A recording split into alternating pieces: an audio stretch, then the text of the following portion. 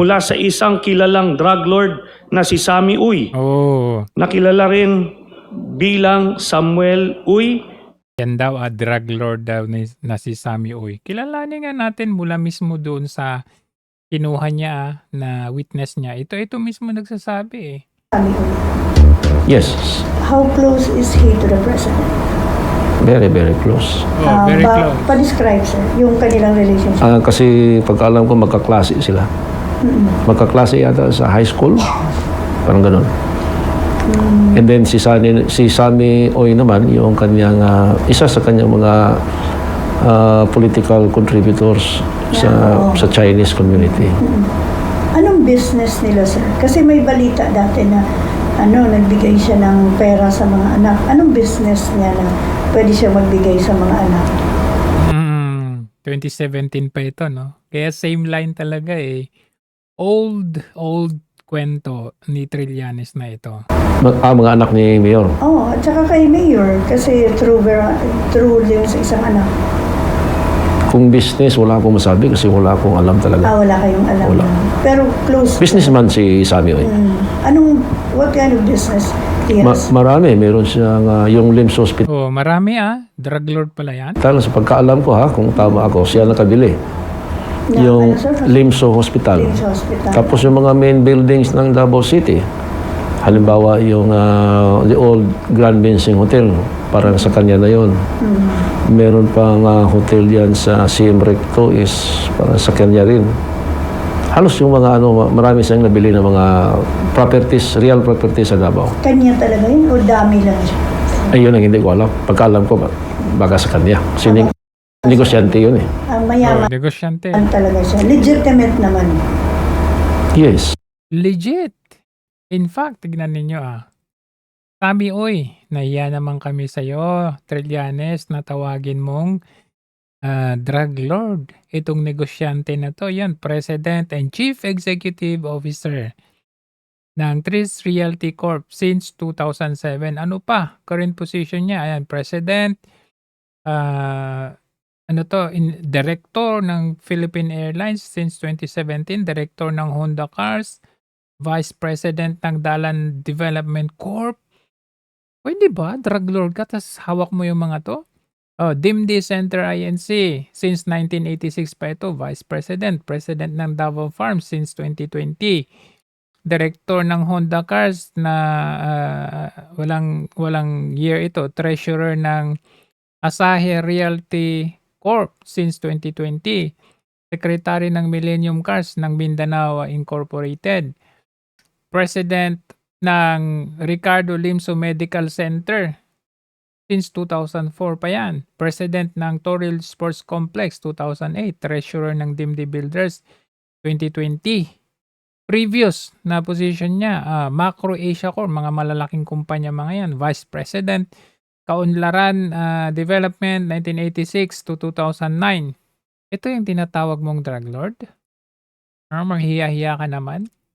Trillanes? O ano pa yung sinasabi mo dito? On March 17, 2011, nakatanggap si Sara Duterte ng 7,440,846.07 pesos mula sa drug lord. Kita nyo naman yan. Dinamay pa pati si Kitty Duterte. Biruin ninyo anong age, anong edad na ni Kitty? 2012, 8 years old siya. 2013, tumanggap din umano, 9 years old siya. Pwede ba yun? Kanyang, dito. Tingnan ninyo Tingnan nyo.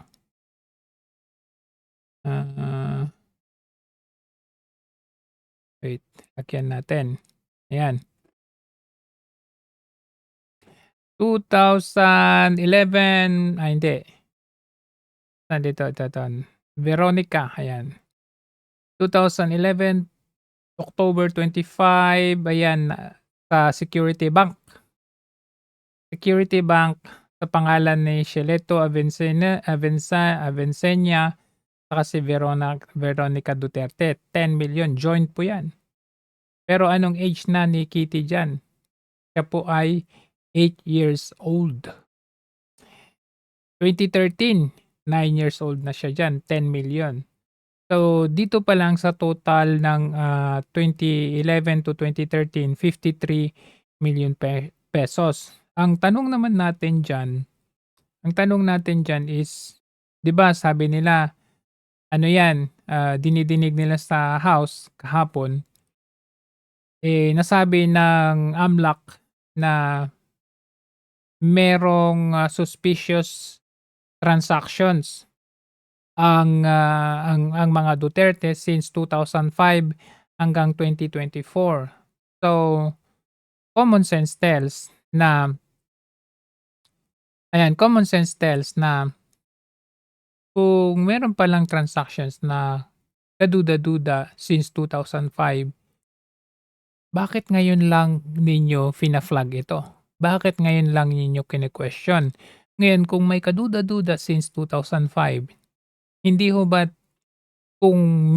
kasi pag sinabing kaduda-duda, suspicious, hindi ibig sabihin na ito ay otomatiko na meron ka ng kaso or otomatikong merong illegal na or transactions dyan.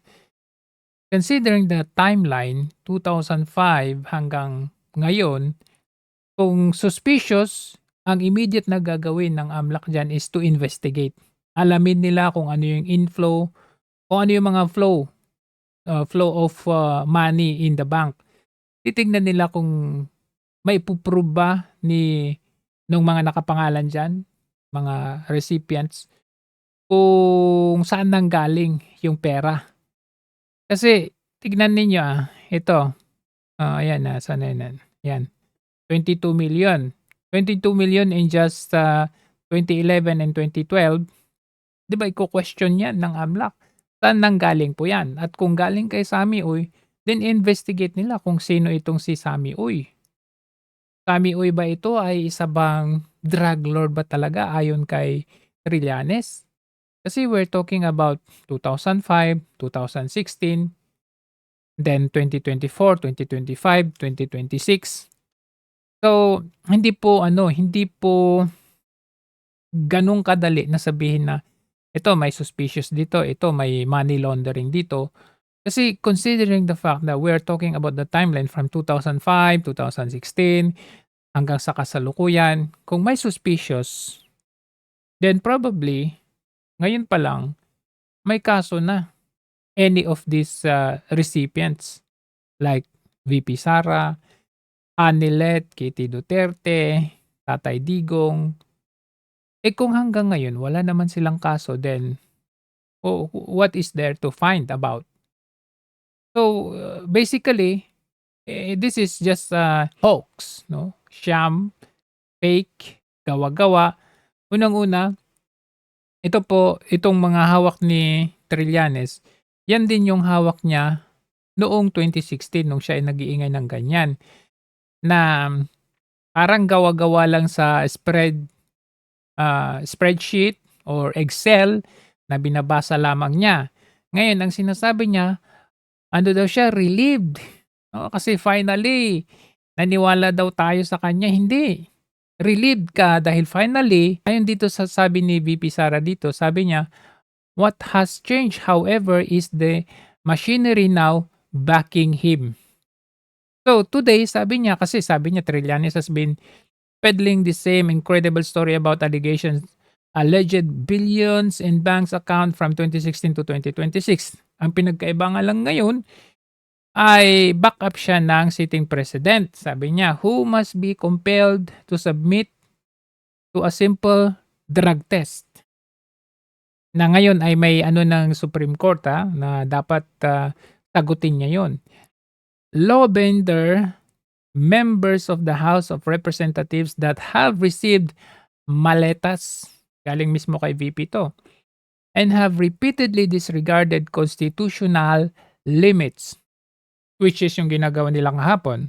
Ano ba yung ginagawa nilang kahapon? Is yung ginagawa nilang mini trial. Ayan, pagsasabukas na sa publiko ng kanyang SALN na walang basehan na dapat yan sa proper impeachment. Next one is a commission on audit. dati, ang Commission on Audit, sabi nila, under, ano pa yan, may notice of, ano yun? Notice of disallowance pa, at merong, ano yun? Unmodified comment or something like that na nirelease ang COA. Tapos ngayon biglang kumambyo ang COA. Biglang kumambyo ang AMLAC. So alam na natin, a commission on audit that appears to time its issuance on a manner that conveniently aligns with the political attacks. Bigla silang nagbago AMLAC, COA, and newly installed AMLAC officials. So yun. Who remain silent and refuse to clarify that there have been no findings of violations of anti-money laundering laws and the billions of peso in the bank accounts are untrue. O, di ba dapat yun din ang sabihin dapat ng AMLAC dyan.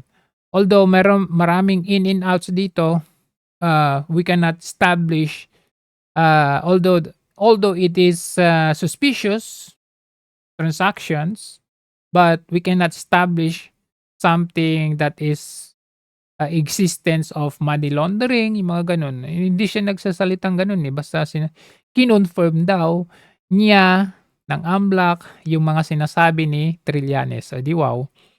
Hindi rin maikaila ang timing ng lahat ng ito. Ang sunod-sunod na aligasyon at kaso laban sa akin ay nagsimula matapos akong umalis sa gabinete. Sa panahong tumanggi akong pumirma sa isang pambansang budget na hindi ko kayang ipagtanggol sa taong bayan. Kaya mali yung sinasabi ni Isko na doing a good job. Kailangan magsalita kahit na ikaw ay malagay sa alanganin kagaya ng ginagawa nila kay VP at kay Tatay Digong. Kaya alam mo yon, simple lang ang sagot ko sa lahat ng paninira. Malinis ang aking service record. Hindi ako kailanman nagkaroon ng kaso sa paggamit ng pondo ng bayan. Ang bawat sentimo ay mula sa lehitimong pinanggalingan at may kaukulang dokumento. Tama naman siya magkano lang ang binigay niyang budget sa OVP. Pero still, the Office of the Vice President nag-deliver pa rin. Anong katuloy? Ang mga totoong magnanakaw, hindi sa bangko pinapasok ang pera kundi sa maleta. Agoy, sa pool. Totoo nga naman di ba? Sa maleta o kaya sa basement nila. Yun. Gamit yung kanilang chopper, eroplano. Kasi ang totoong magnanakaw, hindi niya i-disclose yung kanyang salin. Kagaya yan si Luis Tro, hindi niya dinisclose. Di ba? Kasi pag dinisclose niya, malalaman natin na may utang siyang 7 million sa mga Duterte, lalo na kay VP at kay Manscarpio. Yun. So, teka, nakalagay ba sa liabilities TVPs? Ay, hindi. Nakalagay ba doon yung utang ni Luis Tro doon sa salin ni VP? Diba? May in and outs yun. Ay, sabagay, bayad pala ng service yan. Mga kababayan, habang lalong lumalalim ang paggamit at pag-aabuso ng administrasyon sa ating mga institusyon para sa politika, lalong nahalata ang kanilang takot na managot. Totoo yan kasi pag si VP, alam nyo na, kung gaano katindi ang paninira sa akin, ganun din katindi ng katahimikan at takot nilang managot sa bilyong-bilyong pisong ninakaw, inilagay sa maleta at inilabas ng bansa. So kung titignan natin dito, ito nakakatawa kasi this is asserted by Kong Isidro Ungab kasi ang kino-cover nila is yung 2005 to 2026. Pero kung relevancy ang pinag-usapan natin, dapat mag-umpisa sila ng 2022 to 2026 kasi we are talking about the impeachment of the Vice President. Hindi naman siya Vice President or President o anumang posisyon dito sa 2005 na ito. So bakit sinali nila yung 2005 hanggang 2026 which is total of 3.92 billion pesos. So 20 year po yung span niyan. Dapat mag-umpisa from the term from June 30, 2022 hanggang sa kasalukuyan. Kung itong pagbabasehan natin, ito lang naman ang makikita natin dapat. 63.8 million pesos at hindi 3.92. Wala kayong pakialam dito sa 3.92 na ito that covers 2005 to 2026. So dito, mahalata mo talaga na they are weaponizing the impeachment, weaponizing the AMLAC, OWA, para sirain ang credibility at image ng isang Sara Duterte. Tapos nakita ninyo yung reaksyon ng mga hindi nag-iisip, ako'y nalulula. Nalulula daw sila. Alam niyo yung simpleng example lang yan, no? Kahit kayo, tignan niyo yung bangko ninyo, maraming mga transactions yan, in and out. May nag-deposit sa inyo, tapos nung bumili kayo, nailabas ninyo, tapos nung may nag-deposit na naman sa inyo, ipinasa nyo sa iba, may nag-deposit sa inyo, in-remit nyo na ganito, tapos yung income mo na i-deposit sa account mo. So, in and outs in total yan, but not necessarily na yan po ay ipon mo, not necessarily na yan po ay asset mo or pera mo ng sarili mo, maaring dumaan dyan. Kung ang point naman nila is baka money laundering, kasi baka pinasok sa account mo, tapos lumabas sa kabila, gamit baka drug money, yan ganun. We're talking about 2005 hanggang 2026. Hindi ba na flag ng AMLAC yan? If we are talking about since 2005, sabi nila may suspicious transactions since 2005. So bakit hanggang ngayon wala kayong na-establish na kaso na money laundering or whatever na corruption or stealing or whatever? Wala, di ba? So ano yung pinopoint ninyo? So, tama dito si VP Sara na nasaan ang malinaw na sagot sa mga bilyong piso sa flood control projects? Nasaan ang konkretong solusyon sa patuloy na pagtaas ng presyo ng bilihin, sa kahirapan at kagutuman? Hindi na nagtatrabaho itong mga to. Panay sila Duterte ng Duterte.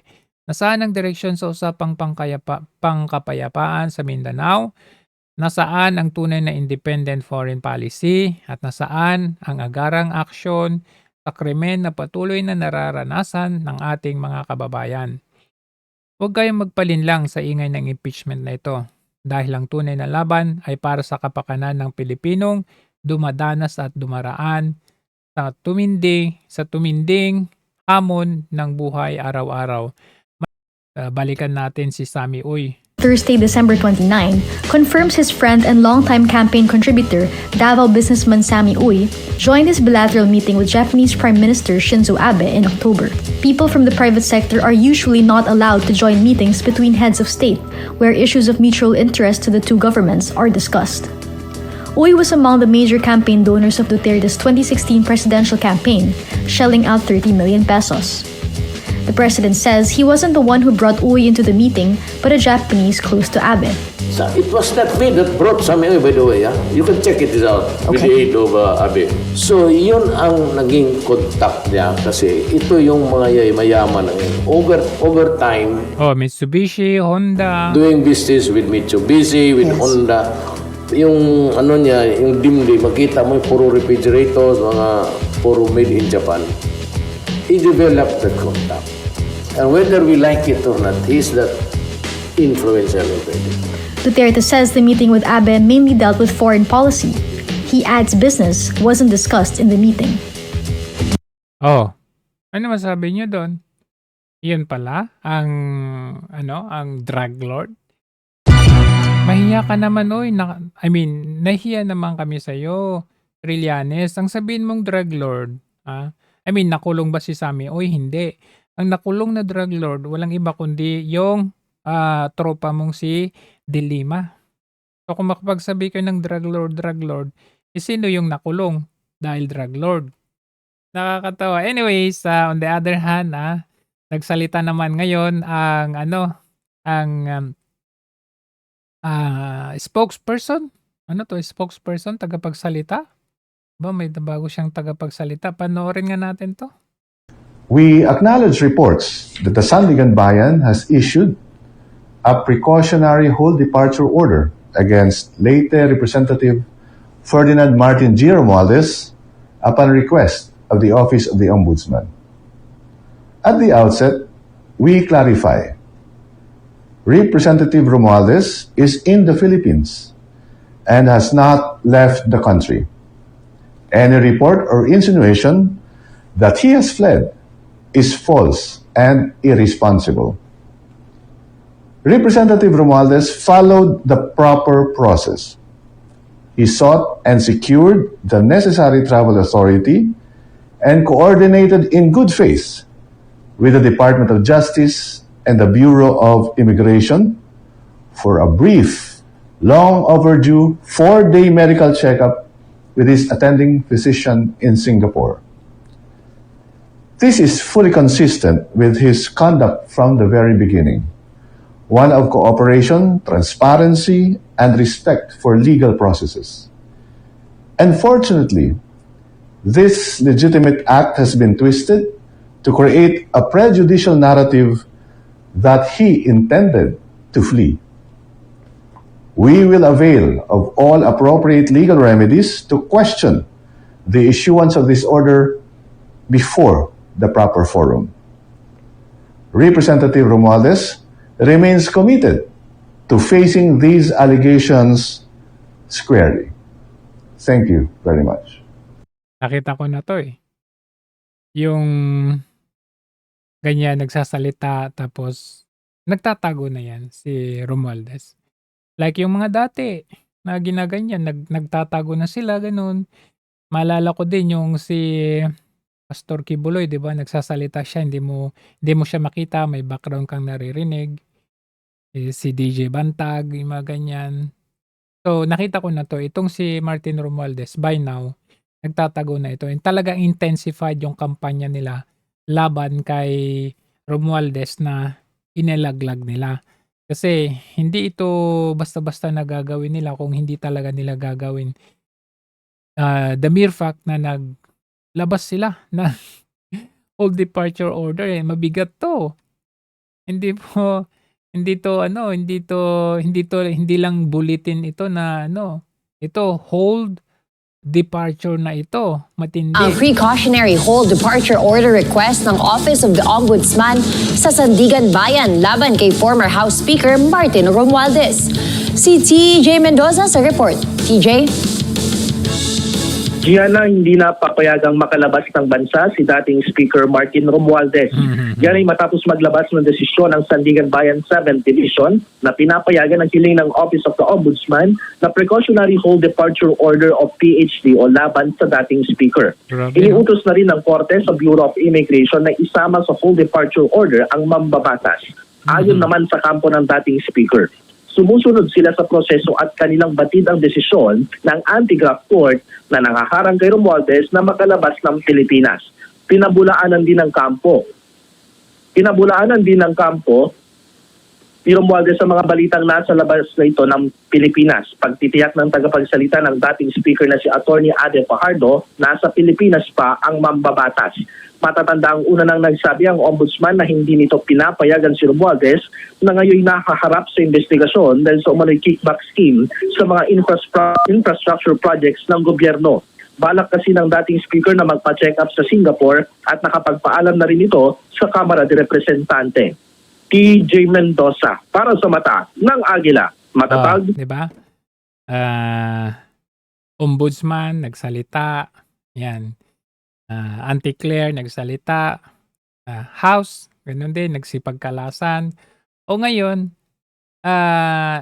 Senador, ganun din, nagsalita. So talagang na to, pinagkaisa na dito si Romualdez. Dapat ay sa pagdinig mismo sinagot ni former Speaker Martin Romualdez ang mga issue tungkol sa budget. Yan ang buwelta ng ilang senador matapos maglabas ng video ang kongresista laban sa mga sangkot umano sa flood control scandal. Narito ang agenda report ni Hannah T. Dapat sinunod ni former House Speaker Martin Romualdez ang mga imbitasyon ng Senate Blue Ribbon Committee sa kanya. Ayon yan sa chairperson nitong si Senate President Pro Tempore Ping Lacson. Yan ay para pabulaanan ni Romualdez ang mga aligasyon sa kanya kaugnay ng pagkalikot umano sa 2025 national budget. Kagabi muling idiniin ni Romualdez na hindi siya sangkot sa umano'y mangling of the budget na naglalaman ng kahina-hinalang items na may bahid ng korupsyon. Hindi rin daw siya bahagi ng Bicameral Conference Committee o ng Small Committee na gumawa ng pagbabago sa General Appropriations Bill matapos itong maaprubahan ng Kongreso. Sa halip, itinuro niya ang ibang flood control figures. Two people were instrumental in making those budget decisions. Chis Escudero and Zaldico. And once the budget becomes law, the work of implementing flood control projects, or any project for that matter, is solely within the purview of the executive, including the DPWH, certainly not by legislators. Si Senator Chis Escudero ang nooy Senate President, habang si resigned Congressman Zaldico naman ang House Appropriations Chair nang isinasalang ang national budget sa Kongreso. Pareho nang itinanggi ng dalawang kampo ang mga akusasyon noon. Ang Senate Blue Ribbon Committee hearings daw sana ang proper venue para makapag-testify under oath at dumaan sa public scrutiny ang testimonya ni Romualdez. Sabi ni Lacson, nakapagpadala na raw sila ng 2 imbitasyon sa kanya pero hindi ito sumipot. Dinaan pa nga raw ang imbitasyon sa tanggapan ni House Speaker Bogie Lee, alinsunod sa interparliamentary courtesy. Kung si Senator J.V. Ejercito naman ang tatanungin, maigi ng may face-off o magkaharap na sina Ko, Romualdez at iba pang flood control figures mismo sa Senate Blue Ribbon hearings. Sumobra din talaga eh. Bottom line dito, yun naman pwede na pa it's grilled and extravagance, no? Sumobra din naman yung magila. Dapat naman sila na magsalita sila tapos panagutanili ka rin. Pero alam niyo, may naisip ako na another angulo eh. Hindi ko rin maalis na sa kabila nito ay drama at palabas din ito. Like, kunwari, nagagalit si Romualdez, nagsasalita na wag nyo akong ganituhin kundi idadamay ko kayo. Kunwari, si Boying Rimulya, sinasabing kakasuhan, tapos pina-hold departure nila itong si Romualdez. Pero ang totoong nangyari, inakalabas na pala talaga siya. So magtatago, maaring later on kasi inaano nila eh, parang nasa Pilipinas pa siya ngayon, ganun. Ito yung ano nila, yung rhetorics nila, nasa Pilipinas pa para kampantehin tayo. Na nasa Pilipinas pa nga siya. Pero sa totoo lang, wala na pala sa Pilipinas. So parang, kunwari, ipapalabas nila na nasa lisihan tayo. Pananagutin naman talaga natin yan. Big fish yan eh. Diyan tayo patungo. So, I cannot help but still think na on the other side, sa ibang anggulo naman, pwedeng ganun ang nangyayari ngayon. Na parang kay Zaldico na hindi natin mahagilap ngayon. Kunwari, nakita nila pero hindi rin niya mapapauwi. Pasasakayin tayo na ito ay fake news si Marcos Jr., ganito ganyan. Tapos, dalawa na silang nasa labas ng bansa na na matatapos ng termino ni Marcos Jr. na hindi pa sila napapanagot or hindi sila nakukuha. Yung tipong ganon. May ganon talaga na na anggulo eh. Well, tingnan natin kung ano yung magiging development nito. Kasi on the other hand, ako naman ay nakikita ko din naman na talagang inilaglag nila siya. Pag dito lang tayo tumutok sa ating nakikita lang kung hindi pa natin lalalayuman itong mga senyales na nakikita natin, nagsasalita ang mga senado, nagsasalita yung ombudsman, ganon, nagsasalita yung palas, ganon, nilaglag. Basically, nilaglag. Pero kung sa kabilang banda, laliman natin, hindi siya nilaglag, kundi palabas lang nila. Drama. Alright, so anyway, tignan natin, no? Laglag! Ano to? Laglagan na, baka daw posibleng madamay itong si Sandro Marcos sa paglabas ni Martin Romualdez. Manorin Yan na nga ba, matapos ang pasabog ni former Speaker Martin Laglagan na nga ba matapos ang pasabog ni former Speaker Martin Romualdez sa flood control scandal, posibleng makalagad na rin daw sa kontrobersya ang kanyang pamangkin na si Congressman Sandro Marcos. Narito ang agenda report ni Attorney Karen Jimeno. Posibleng idamay ni late Congressman Martin Romualdez ang sariling pamangkin na si Ilocos Norte Representative at Presidential son Sandro Marcos sa flood control scandal. Since Congressman Sandro Marcos also worked closely with former Speaker Martin Romualdez, do you think there's a risk that Congressman Sandro Marcos will also be implicated? Pati yung tatay Yes. I think there's a big possibility for that. Remember, I think it was Congressman Ege Erice who pointed out that if the president is there and kung parang sinasabi Congressman Erice, mas madaling magnakaw kapag yung tito mo, yung may hawak ng ganito at yung tatay mo naman yung may hawak ng ganito, mas madaling mag-orchestrate. Dagdag ni Kalilong sa at the forefront ng Billionaire News Channel, maaaring nag-udyok sa dating House Speaker na maglabas ng statement. Ang pagkakaaresto kay Zaldico sa Czech Republic, ang pagtalakay ng Supreme Court sa mga petisyon laban sa unprogrammed funds, at ang pagtutol ng Office of the Ombudsman sa kanyang paglipad sa Singapore para magpa-check up. Pero hindi kumbensido si Kalilong na walang kinalaman si Romualdez sa mga pagtalakay. Kaya nga, ako rin, hindi, imposible naman yan. Tayo yung dalawang may hawak ng budget sa Pilipinas. Sa national budget.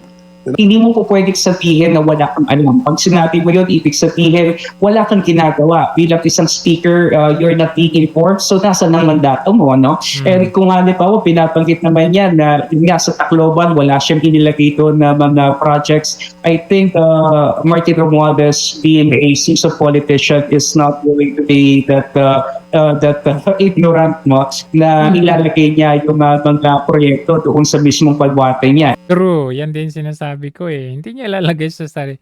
Hindi niya dudumihan yung sarili niyang bakuran. Paniwala rin ni Kalilong na maglalabas pa ng mga pahayag si Romualdez Kaya nga ang daming naglagay ng flood control sa Bulacan sa mga susunod na kahit na hindi sila taga araw. Bulacan. Para sa agenda, Attorney Karen Ayan. Jimeno, Billionaire News. Sino pa ang nagsalita? Yung Posibleng marami Congress na pa raw isisiwalat si former Speaker Martin Romualdez lalo na kung ilalaglag siya ni PBBM sa flood control scandal. Yan ang paniwala ng ilang miyembro ng Makabayan Bloc. Matapos mabuwag ang unit team, tila susunod na ang kampo mismo ni Pangulong Bongbong Marcos.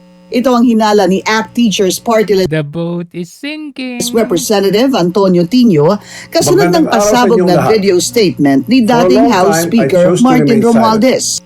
Ayon kay Tino, mukhang nararamdaman ni Romualdez na ilalaglag na siya ng pinsang si PBBM hinggil sa flood control scandal. The statements of the Ombudsman, who was a former Justice Secretary of the President, na kakasuhan nga si former Speaker Romualdez pati si former Senate President Chis Escudero. So ngayon, very clearly, sinasabi niya, I will not go alone. So, not so subtle na threat, no? Na sige, sama-sama. Gawin niyo akong scapegoat, marami akong maibubunyag. Naniniwala si Tino na si Marcos ang umano'y mastermind ng corruption scheme. Pero giit niya sa on point ng Billionaire News. Nakita niyo itong mga makabayan na to, mga dilawan. Naniniwala talaga sila na si Marcos ang mastermind. Pero sa ngayon, ayaw pa nilang maging accountable si Marcos. Bakit? Kasi syempre ang susunod yung ini-impeach nila ngayon. So, pagdating ng araw, kung sila man ang nasa pwesto o ano man, pag hindi na presidente si Marcos, whether sila na ang presidente in charge o hindi, sila na yung maghahain na kaso laban kay Marcos Jr. Ganun ang kasi sino ba naman tanga? Hindi naman tayo bobo para hindi natin makuha na siya talaga mastermind. Channel, may pananagutan din si Romualdez. Malinaw na naguhugas kamay si former Speaker Martin Romualdez. Sinasabi niya, hindi nga ako kasama sa BICAM. No, so Hindi ako kasama sa BICAM, hindi ako kasama sa small committee. hindi rin ako kasama sa small Napaka-controversial committee. small committee na yan. Pero of course, alam naman ng lahat, ang final say palagi sa House is the Speaker. Sang-ayon Mag-shoto ba to? ng kanyang kapwa makabayan block member na si Kabataan. No, huwag na yan.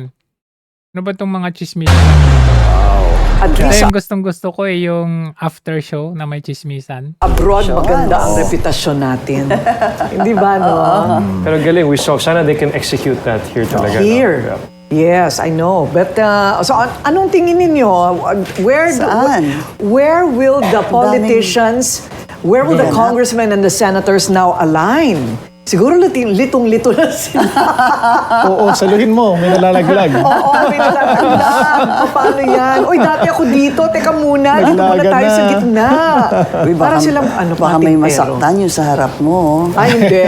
Siya alam niya talaga kung ano siya eh. Oo, yung guest mamaya ni Pinky. Pero tanungin mo yun ha. Because you know, before all this happened, especially after the Vice President announced that she was running for the presidency, ang alam ko, maraming congressman, hindi ko pa pangalanan ang mga nagsabing mag-a-absent sila, mag-a-abstain sila. Sa impeachment. Sa impeachment.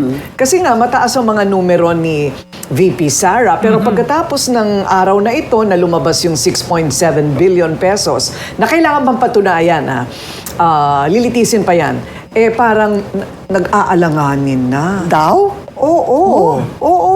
Totoo? Totoo po? ba?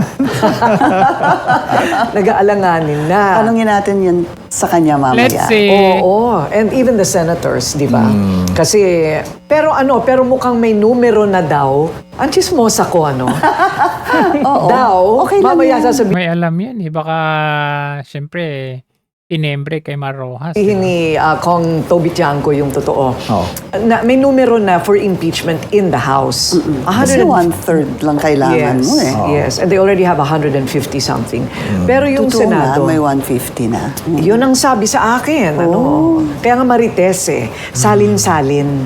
Oo, yun. So, but the Senate is still a question. Of course. Kasi 5 sa kanila ngayon ay mas nanganganib kaysa dati. Pagkatapos nung video ni Speaker Romualdez. Unless may arestuhin pa, no? Baka malagasan pa sila dahil sa ICC naman. Yeah. Ay, nako. Anyways, ayan. Tignan natin ng bahagya ang sinabi niya. Siguro kailangan rin natin tanungin, sino ba yung sinasabi mong sinong may command responsibility? Sino ba yung sinasabi mo sa executive branch? Practically kasi parang pinangalanan na niya kung sinong mastermind pero hindi niya sinasabi ang pangalan. So itong kanyang public statement, maraming mga kahulugan na kung saan klinarado, mas madaling ma-appreciate ng taong bayan yung sinabi niya. This time. So anyway, dyan na po magtatapos ang ating programa. But anyway, let us have the last update from Kitty. Yan, tingnan natin. Mayong adlaw, I will not be answering any questions for today, but I will be relaying a message. So, the day he was flown to The Hague, I sent my papa on his Viber what I posted on social media that day. It said, I will forever walk with pride, knowing that I am your daughter, your blood. The strength you raised me with will go untamed. I will stand by the promise I made you today. I love you. And dare I say, it did go untamed. No? There is nothing and no one on this earth I will not face for my family, for my papa.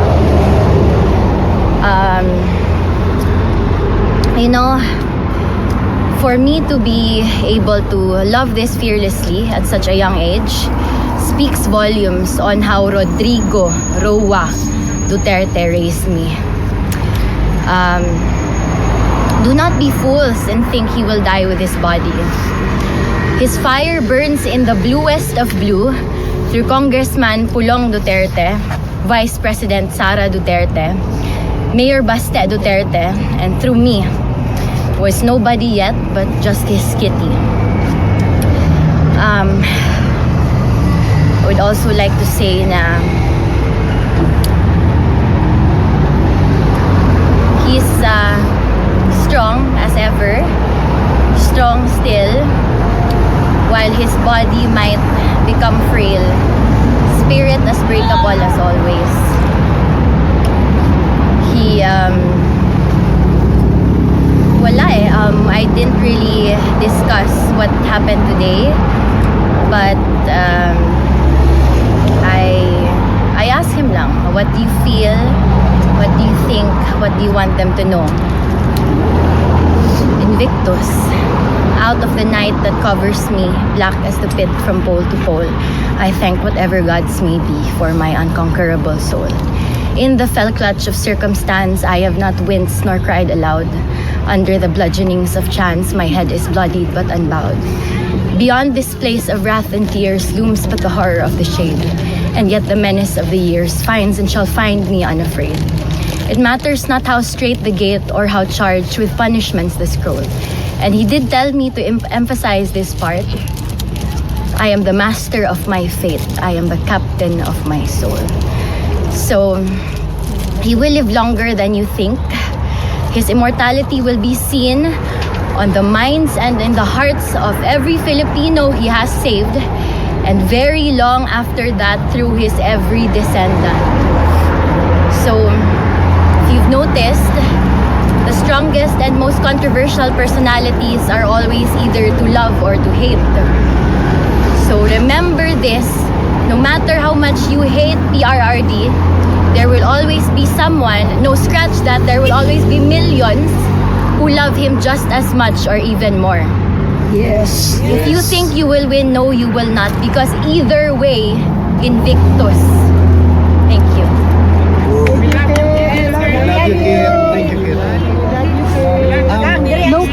Guys, para systematic tayo dito. Grabe, no? I mean, nadala ako dun.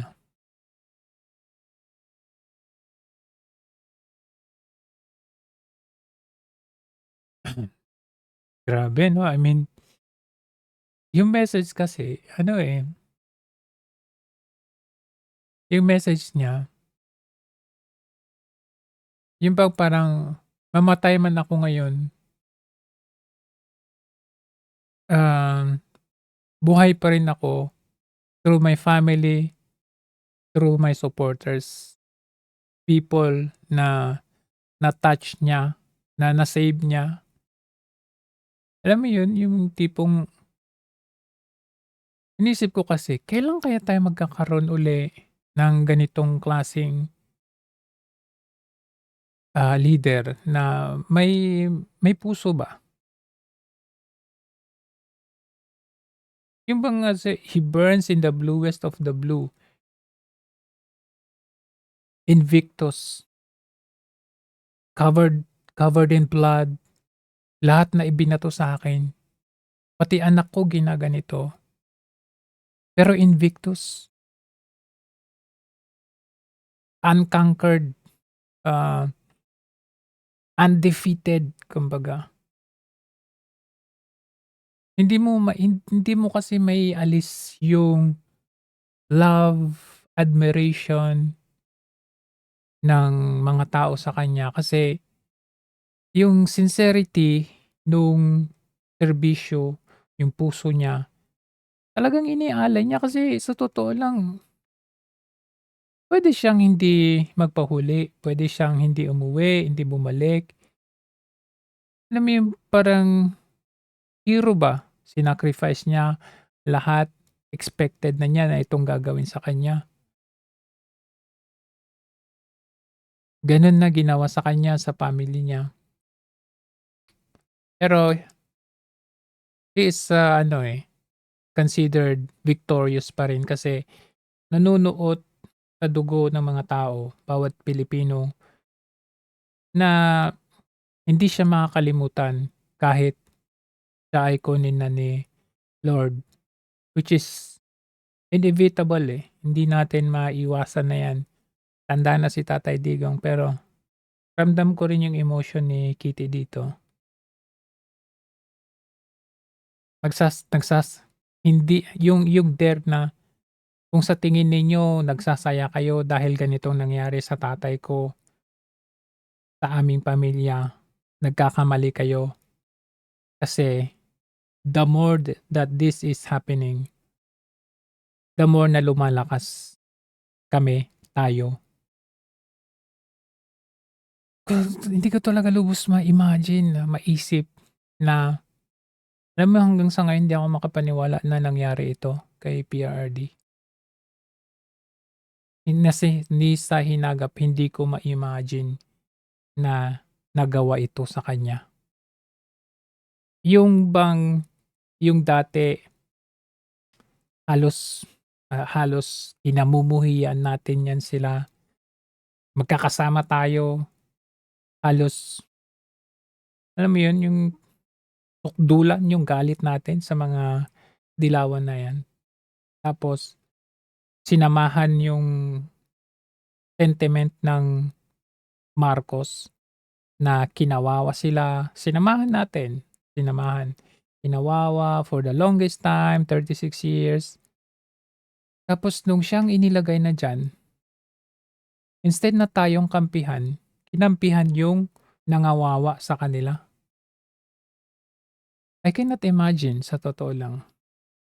Sino ba naman ang hindi maiiyak? Pero sabi nga ni Tatay Digong, there is always a time for reckoning.